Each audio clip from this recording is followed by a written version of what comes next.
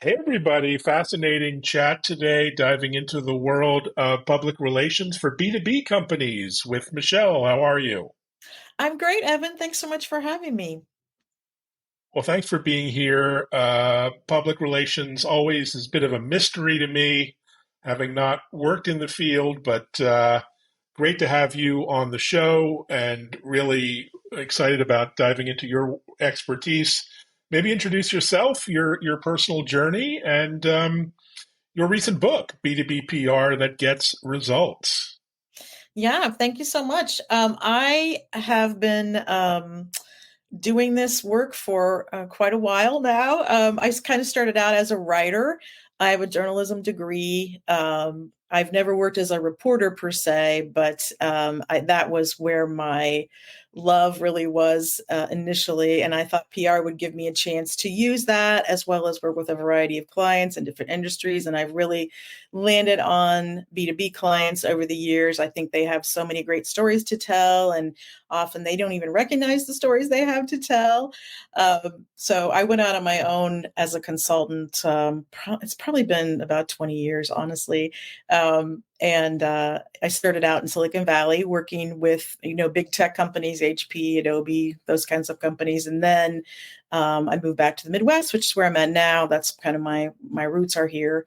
And I continue to work with B2B clients, primarily on PR initiatives, which do involve writing as well. That's kind of a foundational skill I think, for PR pros. Wonderful, absolutely. And talk about your book. What was the inspiration behind writing it? What new can we expect to learn? I haven't yet read it, but it's on my list. No, thank you. It debuted in at the top of its category in public relations on Amazon. So that was I'm told that's a Oh, big congratulations! accomplishment. So I was really happy about that. It's been in the making for years, of course. I mean, I've been blogging and contributing articles to PR publications and things for years, and so it was really just a culmination of all of that knowledge and experience. And I felt like it was the right next step for me. And I don't see a lot of focus on B2B PR specifically. And the book is really geared toward clients that I would probably work with, meaning smaller companies. And when I say smaller, I mean like 500 employees, 1,000 employees. Maybe they don't have a big Mm, team. They might not have any PR person. So often they want to work with a consultant to help them with media relations and help them with their reputation. Of course, now we know your reputation is more important than ever, and so that's really what the focus of the book is. fantastic. And for those who really aren't deep in the topic, I mean, what are the top two or three things that businesses need to understand today about PR in the current, crazy landscape we find ourselves? I mean, I think it's more important than ever. We see, I don't know, C-suite executives make missteps pretty much on the every day. I mean, you could Mm, probably find a story, at least a few stories a week, I would say, about somebody who was out there, maybe wasn't thinking about what they were saying or didn't, prepare remarks and just kind of, shot from the hip and maybe got themselves into some kind of trouble. So I think if you have a PR expert at the table with you, they can help prepare you for, speaking in a live setting or speaking with prepared remarks. They can also kind of weigh in on some of your positions. I think, a lot of times maybe CEOs aren't aware that what they're saying, how it even sounds. So that's our mm. job in PR, is to help them understand and be prepared and be ready for that. I also think with AI, anyone can say anything, and we don't know if it's true or not. So I really feel like your reputation, protecting, building, maintaining it, is just more important than it's ever been, and that's what we do in PR. Yeah, when you do it well. And speaking of that, I mean, you mentioned obviously reputation and visibility, but what are some of the best practices for integrating PR into overall marketing strategy. Sometimes it's sort of left out as a, kind of redheaded stepchild. I think people view it as a nice to have sometimes rather than Mm, a must have. mm, And I think that companies that are paying attention right now will understand again, it's more important than ever because it takes you a long time to build a solid reputation, but it can be taken down very quickly. And yes, things do move on quickly as well to the next story, the next crisis in the news. But I still think that it can do a lot of damage. And you can look at brands in the news. I'm going to just mention Boar's Head, for example. That's one example mm. in the news right now that has a crisis on its hands, and that's probably going to impact its reputation for a while. So I think that being prepared for that by having, doing everything you can to build a reputation as a trustworthy entity. In the event that something happens, maybe you'll be able to recover a little bit more quickly from something like that. Yeah, absolutely. Um, so I, do a lot of work in social media to say the least. And what I find is, PR is often not really collaborating necessarily with marketing or the social teams. Mhm. Why is that? And why is it important for PR, marketing, social to all work sort of hand in glove? I often see content, social, and PR siloed off and not collaborating. And I think that again, you can just get so much more out of everything that you're doing if those teams are working together. And I know it's not always easy, but I think it's worth the effort to try because, for example, say your content team creates a video and you publish that on your website, you publish it on YouTube. Great. People watch it. That's all good and well. However, your PR team can get involved, and I'm going to pull an example from work that I actually did with a client. Pull the video, get the transcript, create an article, and then use it as a contributed piece of content to industry trade journals, for example. And that means more people are going to see that piece of content. Then your social team can take those earned media hits and post those on your social media channels like LinkedIn, which is where, of course, all of our B2B friends are spending time these days more than ever. So that's just an example of how you might all work together. Yeah, I'm one of many possibilities. And what I find is, many times the PR people I'm speaking with when I connect or look them up really don't have much of a presence personally. What's the phenomenon there? Is that just the cobbler's shoes kind of thing? It's often overlooked, or you're a magnificent exception. You have a huge audience on social media. You obviously spend time there. Mhm. Again, maybe reiterate why that's important. Well, I think it's important because you connect with reporters and you have Mm, your own following. And so mm, then when you work with a client, of course, you can share any news that you generate with your followers, for example. Reporters, of course, a lot of reporters follow me too, and I have relationships with them. So they're going to see there's momentum there, there's things happening. I think that's why it's important. And I also use myself as a guinea pig a little bit because once I try something for me and I see how it works, then I can also implement that for a client if it made sense. So mm. um, I see that I see it as vital to what I do. Yeah, yeah, I would agree. And certainly it adds to your own credibility as well to have a presence and a point of view and thought leadership out there. You must come across a lot of misconceptions about PR, especially in B2B. It's Right. like social in B2B is completely different than B2C. What are Yes. some of those misconceptions that you see? The thing that I focus on is that when you're working with B2B clients, they are not selling to a consumer who's spending their own money to buy the thing, the solution, the machine, the whatever it is. So, there are bigger budgets involved and they're also, spending a, a lot of money, but it's not their own money. But then to make the Mm, decision, we see more and more. I'm kind of thinking about manufacturers right now. I think in the, previous times, Of course, it was more like, well, we know each other. It's a handshake kind of deal. Now, the buyers are younger. They're looking online before they ever contact the company. There are stats out there. I can't quote you one off the top of my head, but I've written about it that they do a lot of their research before they ever get to the vendor themselves. So I think it's really important for them to have content, social, earned media, which is through PR, out there so that when buyers are searching, they come across those things and that helps inform their decision and they educate themselves and then they get in touch with the sales department, for example. Yeah, that's a great way forward.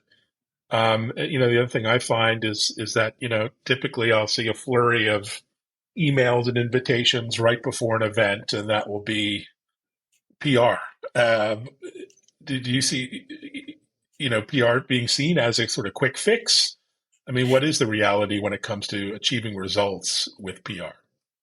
I think that's a great question because I think a lot of times, and I mean, this happens to me too. Some a company will have a launch, for example, and they have an event Mm, coming up or something. They're launching a product. So they get in touch and they have like maybe 2 to 4 weeks, to get this product launched. So it's really, again, it's an afterthought and they don't have any presence. They've not built any following or presence in the media with mm. reporters or publications in their space. So you're really, I think that's a big challenge. It's really not something you can expect overnight results. I'd say if somebody pressed me for a time frame, 3 to 6 months, if you've never done any PR before to really see some results and build momentum, and that might sound like a long time. I know everybody wants everything like overnight, and I just you can't promise, and NPR we can't promise anyway because it's not paid media, it's earned media. Yeah, that's a great point. And it really depends on the content at the end of the day and how it's being created. Uh, that leads to my next question. What are the key elements that make PR successful, make an engagement successful? If you're Mhm. already in the PR business, how can you up your game and think about doing things better, differently? I really think that sometimes we get stuck in certain ways of doing things and we're not thinking about like, okay, we have a product launch in 6 months, so we don't have anything else to do with from a PR perspective. But that's not really the case because you have thought leaders at your company, hopefully. And a lot of, my clients have been in business for 50 years, 75 years. So of course they have stories to tell, they have thought leaders, so we can be taking that, turning it into content from a contributed article perspective. We can also turn it into thought leadership from the executives themselves. And those kinds of things help us stay on the map during the lulls because honestly, not every company is going to be launching, 10 products a year. So they have to really think about what else they have to stay out there because I think it is important to stay out there consistently and not just do PR again when you have a product or solution announcement that's not necessarily going to get you where you want to be. Yeah, I would agree. Let's talk about the business of PR. You have mega firms, giants out there, Mhm, to solo practitioners like yourself, everything in between. How mhm. is the industry changing for good, bad, indifferent? And, what will all the AI tools mean for the business as, we're all using ChatGPT for copy and editing and press releases? What does the future look like near term, long term? Yeah, I mean, I think the landscape really is. I think big agencies are great for big companies, but again, we have a lot of smaller companies who are on smaller budgets and can't maybe afford Mm-hmm. a lot of tools or a lot of, big agency assistance. So I think we need to be looking at other solutions. And again, if I were running, the marketing team at a smaller company, I probably wouldn't necessarily be spending more money on tools per se. I'd be looking for some assistance from a human talent standpoint, either in-house or consultants, something like that. And I would be pretty careful about choosing who I worked with. I think a lot of times I worked at an agency before I went out on my own, and I'm not saying every agency is like this, but a lot of times they will bring in, the big names or the people, the most experienced people to pitch the business. And then the person that's more junior will probably be working on your day to day business. So I think that's just something to ask, like, who's going to be working? Who am I going to be working with? Who's my main contact? Who's going to be, Mm. doing the work every day? So I think that's important. Um, you asked about AI, and I've been having some conversations about AI. I'm not huge on using AI to write. I do use it sometimes to generate headlines or some, like maybe something like that, get some input on that. I think you have to be careful when you use it to write. You have to check it, make sure, you check your facts and be very careful, especially in press releases and things, because those are official documents that are maybe Mm. going out on the wire. They're coming from the company themselves. So they should be very trustworthy and credible. And that's important. But I will say with AI driven search, you want to show up in as many places as possible from a PR perspective. So that doesn't mean only the Wall Street Journal. Of course, everybody wants to be in the Wall Street Journal. We know this in PR, but the trade journals, those are great for AI based search. That I was talking to, I don't know, you probably know Christopher Penn. We were having a little back and forth Mm. about AI, and he was saying, people that are really companies that are really smart are going to want to up their PR game because AI based search is going to be a big deal, and you want to be showing up everywhere that you can. Yeah, Chris Penn's amazing and forward thinking. And speaking of that, I mean, we're really in the first inning of AI. We're going to look back in 5 years on and look back like we were, in kindergarten when it comes to AI. But, people are already looking at agents, intelligent agents that will go out and engage on your behalf and do outreach and reply and send emails. Mm-hmm. Are you worried about the future of jobs in our industry long term? What do you think that'll look like? I mean, I think some people worry or maybe should be Mm. worried. Mm. I think that for a lot of companies, again, the human talent is going to help them stand out because honestly, there's nothing like a human being that you can connect with and talk to. And I know that robots can do a lot of things, but I still believe that there are a lot of opportunities for talented human experts, workers, whatever we want to call them. But I think that there's still that future is safe as far as I can see so far. But maybe if Oh, you're good.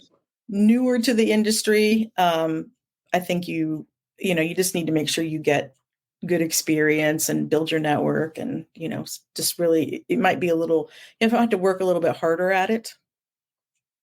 Well, I, for one, am looking forward to a robot replacing me. This is really hard work. I need a break. So, on that high note or low note, we'll thank you for sharing just a few minutes on the show. What are you looking forward to the rest of the year? You must have a busy schedule. It's the season, as we say. It's running up to the year end.